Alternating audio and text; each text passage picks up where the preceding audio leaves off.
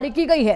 रूसी हमलों में कम से कम 11 लोगों की मौत हो गई है। ये खबरें सामने आ रही हैं। रूस के अटैक से 7 बच्चे घायल हुए हैं और 7 बच्चों समेत 80 लोग घायल हैं। यूक्रेन ने अमेरिका से एयर डिफेंस सिस्टम मांगे हैं। जेलेंस्की का आरोप है कि ट्रंप को अपमानित कर रहे हैं पुतिन। ट्रंप के युद्ध विराम के पुतिन को परवाह नहीं है, ये कहा जा रहा है।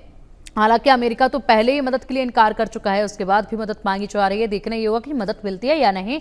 अधिक चर्चा के लिए इस पूरे मामले में विस्तार से हमारे साथ हमारे खास मेहमान जुड़ चुके हैं। खास मेहमानों का रुख करेंगे और हमारे साथ हैं रक्षा विशेषज्ञ रिटायर्ड मेजर जनरल अनुज माथुर जी। सर, बहुत स्वागत है आपका इंडिया न्यूज पर।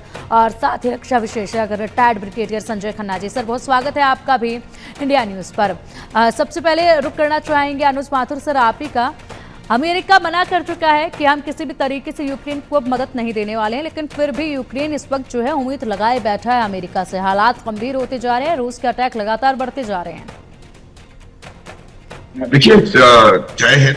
सबसे पहली बात तो मैं आपको ये बता दूं कि ये एक ऐसी परिस्थिति में युद्ध आ गया है कि इनकी जो स्टेटेड पोजीशंस हैं दोनों की, रूस की और यूक्रेन की, वो स्टेटेड पोजीशंस इतनी एक्सट्रीम स्टेटेड पोजीशंस हैं कि इसमें से किसी प्रकार का सॉल्यूशन आसानी से निकलने वाला मुझे लगता नहीं है कि निकल पाएगा। क्योंकि रूस कहता है कि मैं जब तक पूरा ईस्टर्न यूक्रेन पर कब्जा नहीं कर लूंगा, उसके बाद खार्किव और सुमी पे भी हमले कर रहा है, ओडेसा पे भी हमले कर रहा है, और वो वापस करने को तैयार नहीं है क्रिमिया।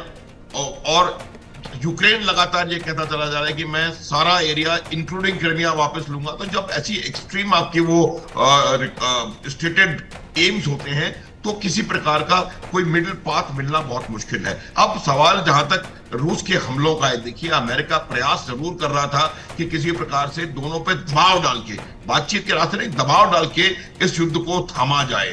दबाव कैसे उन्होंने डालने का प्रयास किया जेलेंस्की के ऊपर कि मैं हथियार नहीं दूंगा, मैं ये नहीं करूंगा, मैं वो नहीं करूंगा, इंटेलिजेंस नहीं प्रोवाइड करूंगा। उससे उनको लगा कि शायद इनके ऊपर दबाव पड़े और ये अपनी जो स्टेटेड एम, जिसके बारे में मैं पहले कह रहा था, जो स्टेटेड पोजीशन है उसको मेल्ट डाउन करें। दोनों को अपनी अपनी स्टेटेड पोजीशन को मेल्ट डाउन करने की आवश्यकता पड़ेगी और उसके लिए उनके ऊपर जो दबाव आना चाहिए वो आएगा। अभी आप देखिए कि किस प्रकार से रूस अभी पूरी तरह से लगातार हमले करता चला जा रहा है। उसकी 2-3 वजह बिल्कुल साफ है।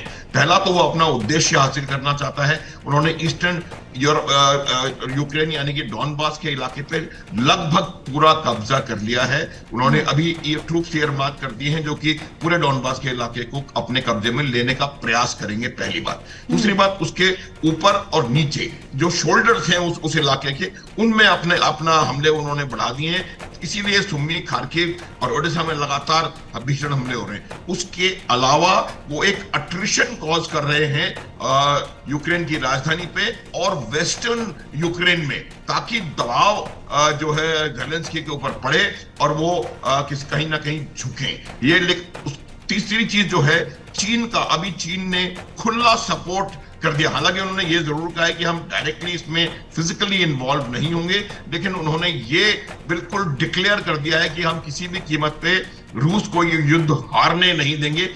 क्योंकि उनका ये मानना है, देखिए उनका मानना ये है कि अगर अमेरिका ये युद्ध जीत जाता है और ये युद्ध समाप्त हो जाता है किसी भी कंडीशन में, तो अमेरिका का पूरा ध्यान कहीं ना कहीं चाइना के ऊपर आ सकता है।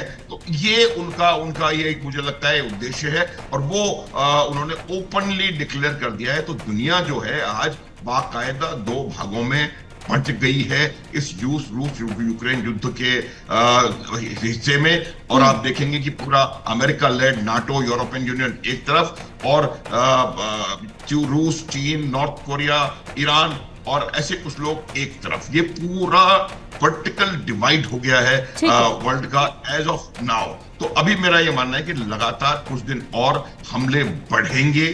ठीक है। और वो इस प्रकार से हमले किए था। बिल्कुल सर, हालांकि कयास ये लगाए